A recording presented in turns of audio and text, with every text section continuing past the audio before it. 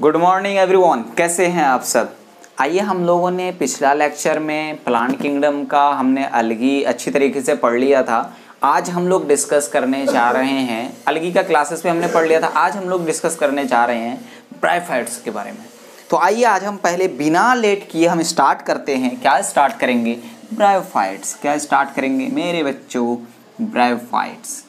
आपको इतनी चीज़ें तो पता है, जब हम पहला क्लास में क्लासिफिकेशन ऑफ प्लांट किंगडम हमने देखा था तो वहाँ पे आपने Thallophyta, bryophyta, pteridophyta, gymnosperm, angiosperm, है ना, थैलोफाइटा में अलगी फंजाई, वो सब हम पढ़ चुके हैं विद द डिटेल एक्सप्लेनेशन, सबके क्लासेस भी।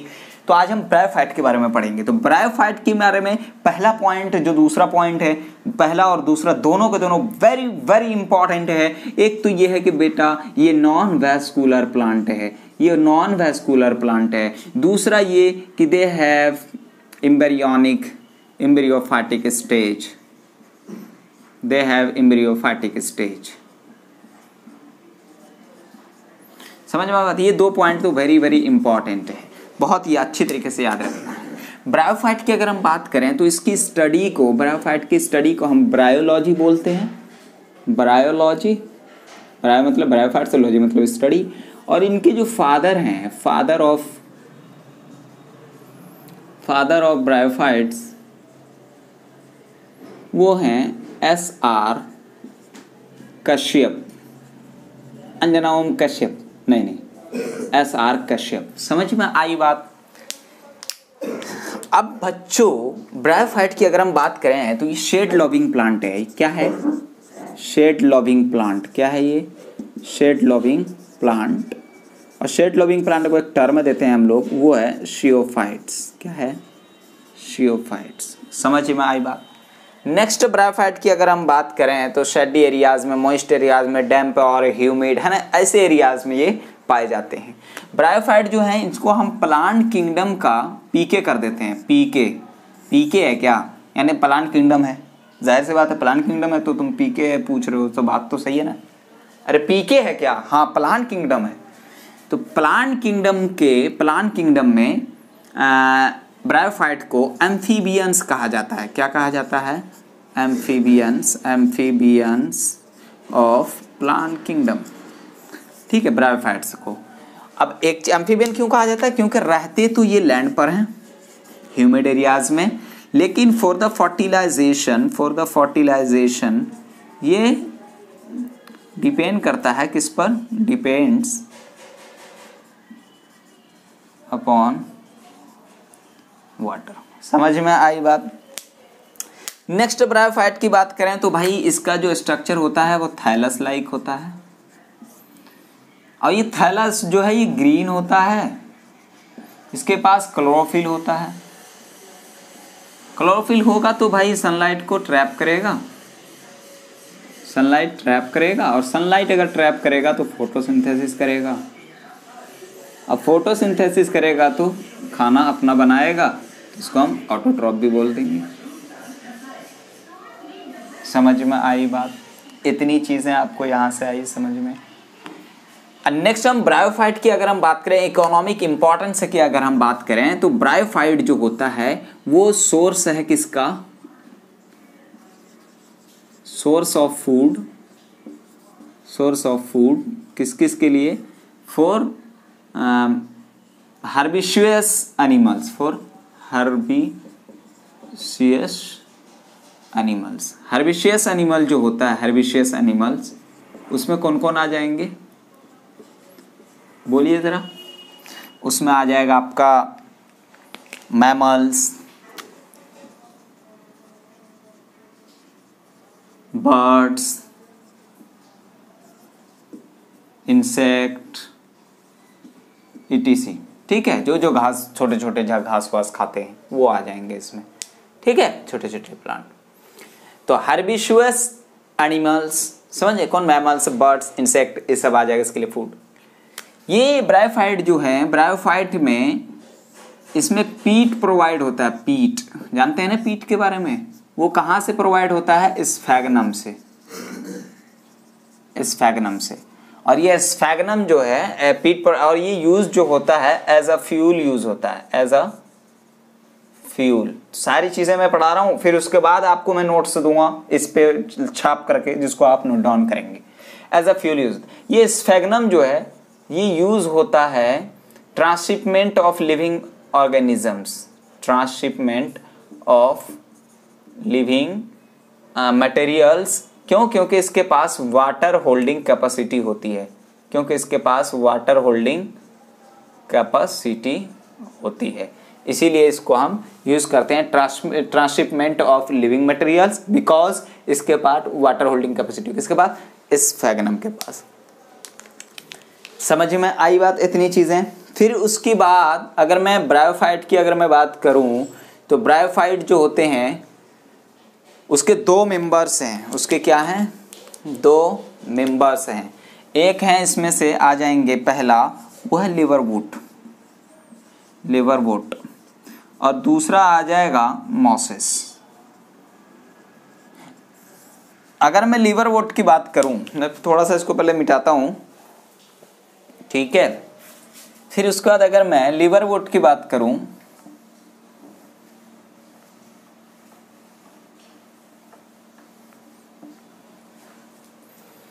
अगर मैं लिवरवुड की बात करूं, लिवरवुड का एग्जाम्पल हो जाएगा रिशिया, मर्सेंटिया, पोरेला, etc। पोरेला को हम लोग बोलते हैं leafy plant, leaf like structure इसमें प्रेजेंट होता है, लीफ नहीं होता, लीफ लाइक स्ट्रक्चर होता है, इसीलिए इसको हम लीफी बोलते हैं। लिवरवुड की अगर हम बात करें तो सेम हैबिटेट इसका मॉइस्ट और शेडी हो जाएगा, है ना, डैम्प सॉइल वगैरह हो जाएगा, समझ में आता है, स्ट्रीम कंडीशन में पाया जाएगा। ये चीज़ होगी हमारे इसके बारे में। और हम लिवरवुड के बारे में और फिर बोल सकते हैं कि इसका जो प्लांट बॉडी होगा वो कैसा होगा? गैमेटोफाइटिक होगा, और इसका जो स्पोरोफाइटिक फेज होगा वो डिपेंड करेगा किस पर? गैमेटोफाइटिक फेज पर। क्लियर है? क्लोरोफिलस होगा, और भी बहुत सारी चीज़। हम रिप्रोडक्शन अगर इसमें हम देखना चाहें रिप्रोडक्शन, तो रिप्रोडक्शन इसमें जो होगा वो दो मेथड से होगा, एक सेक्सुअल भी हो सकता है और एक एसेक्सुअल भी हो सकता है। सेक्सुअल में क्या होगा कि मेल और फीमेल सेक्स ऑर्गन का फॉर्मेशन होगा on there plant body. Same thallus पर भी हो सकता है, डिफरेंट थैलस पर भी हो सकता है, जैसे आर्किगोडियम एंड थ्रेडियम, है ना, ऐसे। अब एसेक्सुअल में एसेक्सुअल बर्ड नॉर्मली इसमें होता है क्या? गैमी। क्या होता है? गैमी। ये गैमी जो होता है लोकेटेड होता है गैमा कप में, और गैमा कप जो होता है वो गैमा कप में गैमी लोकेटेड होता है, और ये गैमी जो है वो अटैच हो जाता है और जर्मिनेट होता है। जर्मिनेट होने के बाद एक प्लांट बॉडी का फॉर्मेशन करता है, न्यू प्लांट बॉडी का। तो खैर ये सारी चीज़ें हम अभी देखने वाले हैं। ओके, तो चलिए हम हेडिंग डालते हैं। क्या? ब्रायोफाइट्स। क्या हेडिंग डालेंगे हम मेरे बच्चों? ब्रायोफाइट्स। क्या हेडिंग डालेंगे? ब्रायोफाइट्स।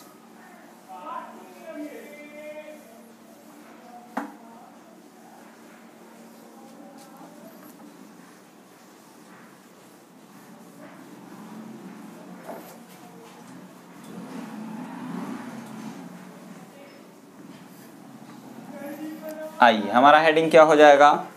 ब्रायोफाइट्स।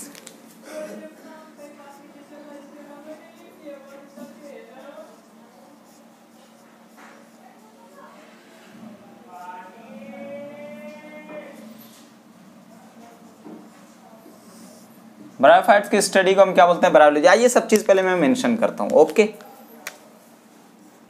ठीक है। तो अब हम देख रहे हैं ब्रायोफाइट्स। ब्रायोफाइट्स की अगर हम बात करें, पहला पॉइंट देखिए कि स्टडी ऑफ ब्रायोफाइट्स, उसको हम क्या बोलते हैं? ब्रायोलॉजी। क्या बोलते हैं? ब्रायोलॉजी। फादर ऑफ ब्रायोफाइट्स अगर आपसे पूछे तो SR कश्यप आप बोल सकते हैं, ठीक है। तो ये दो पॉइंट थोड़ा सा वहां से याद रख लेंगे। नेक्स्ट, ब्रायोफाइट्स को बच्चों हम एम्फीबियंस ऑफ प्लांट किंगडम बोलते हैं। वो which of the following is known as amphibians of plant kingdom? तो ब्रायोफाइट्स आ जाएगा।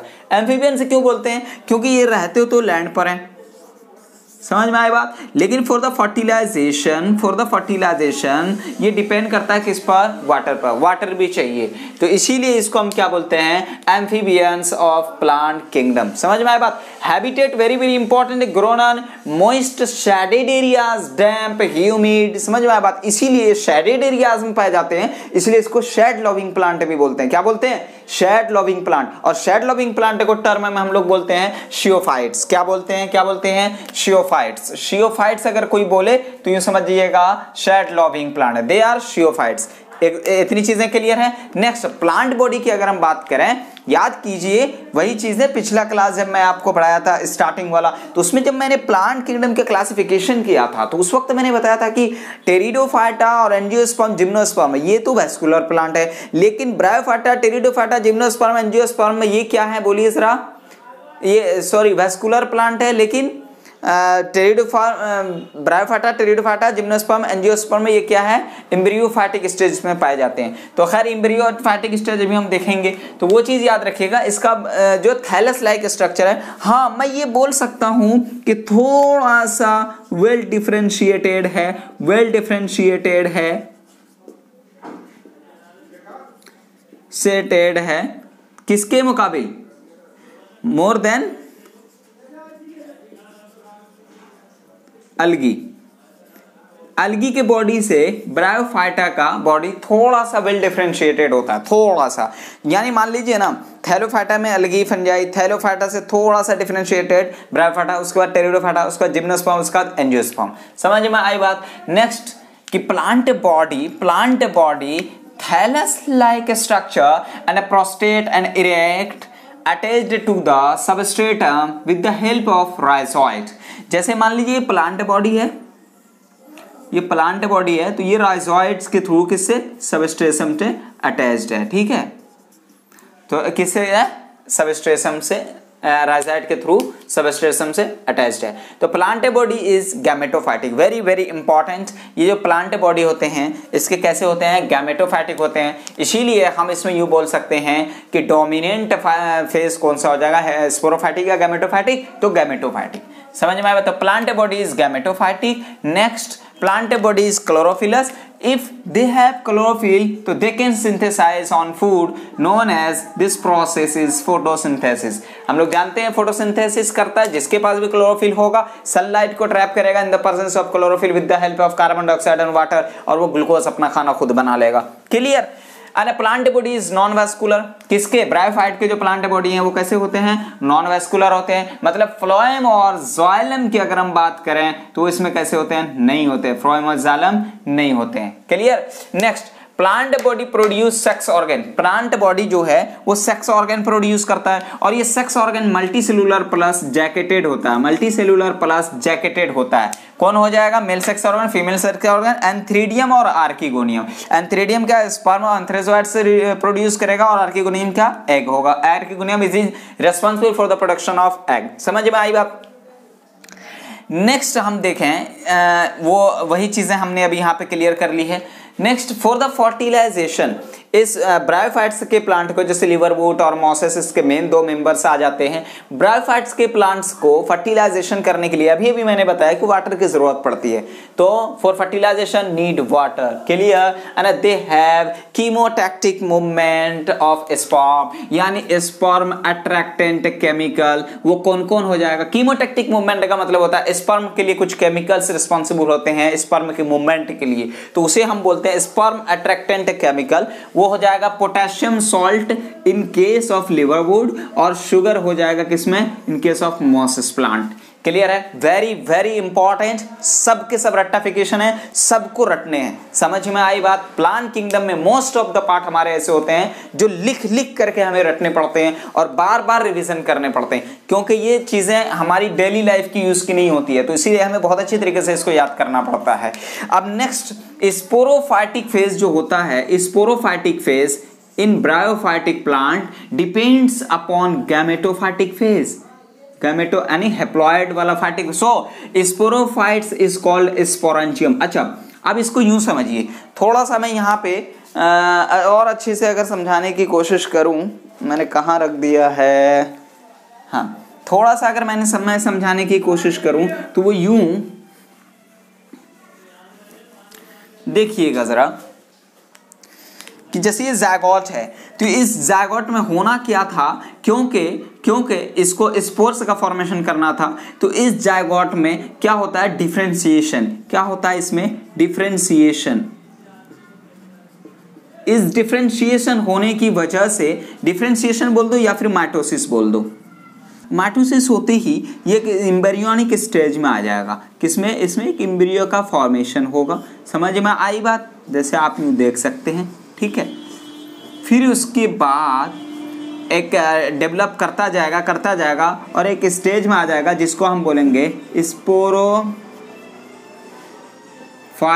स्टेज, स्पोरोफाइटिक स्टेज या फिर स्पोरेंजियम। जैसे ये डायग्राम मैंने ड्रॉ किया,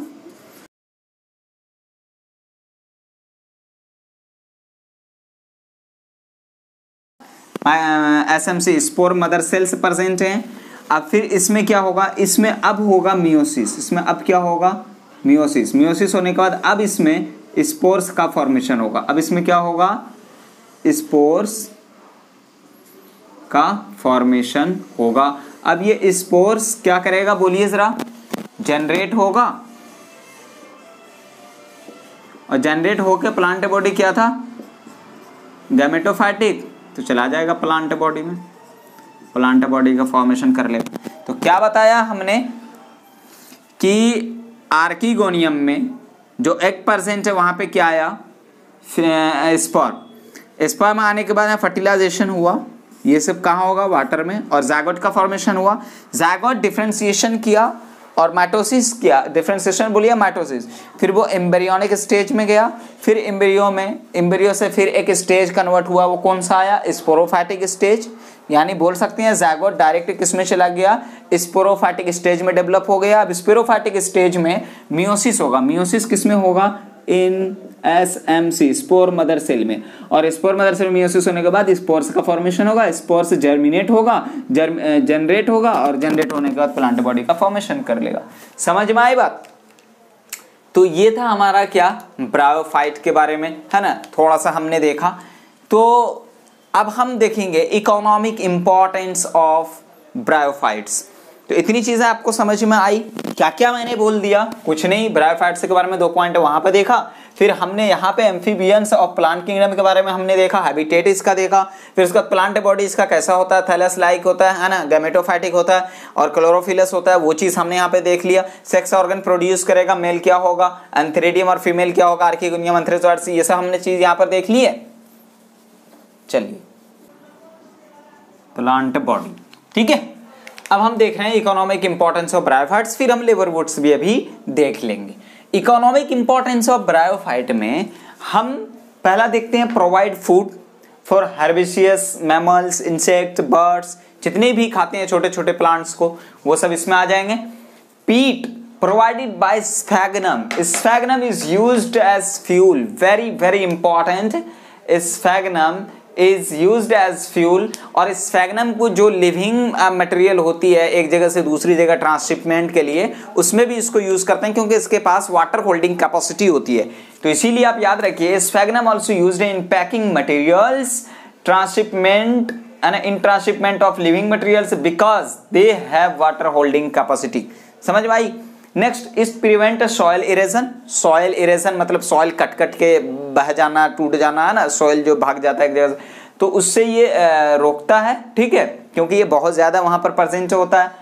तो प्रोड्यूस प्लांट सक्सेशन, और ये जो होता है सक्सेशन का मतलब ये होता है जहां पर कहीं कुछ नहीं था लेकिन कुछ दिन में वहां पर एक कम्युनिटी का फॉर्मेशन हो गया, वहां पर एक प्लांट, जंगल, झाड़ सब हो गया, तो उसे हम बोलते हैं सक्सेशन। तो प्लांट सक्सेशन प्रोड्यूस करते हैं कौन, ब्रायोफाइट्स के मेंबर्स। समझ में आई बात, मतलब न्यू कम्युनिटी फॉर्म्ड।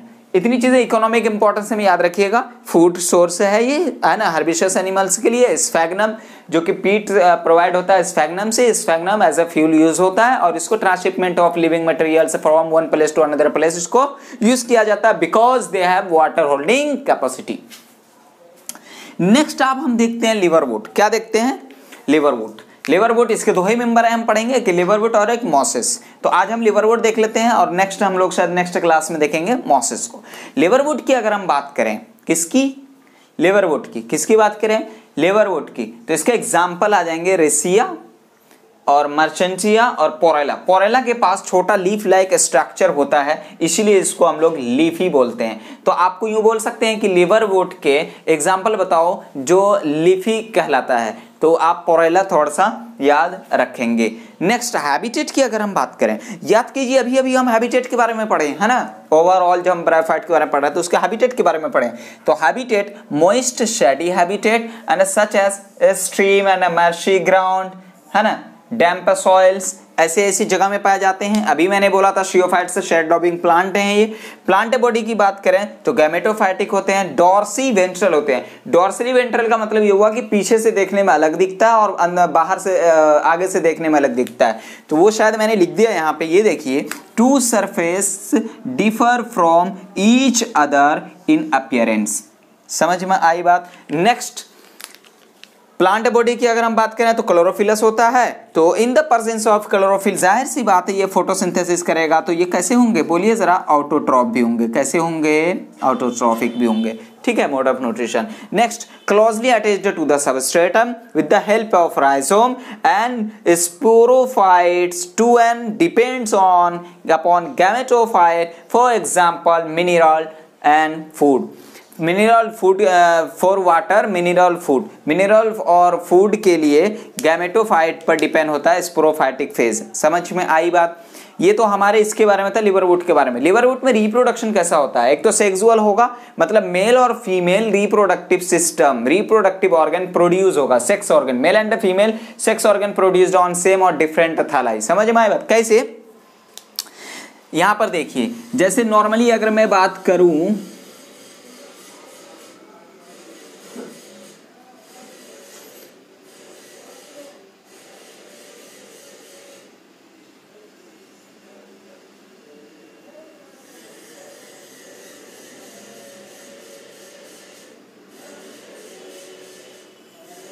ऐसे कुछ प्लांट वहां पर आपको दिए हुए हैं नीचे में, आप देख सकते हैं वहां पर, है ना।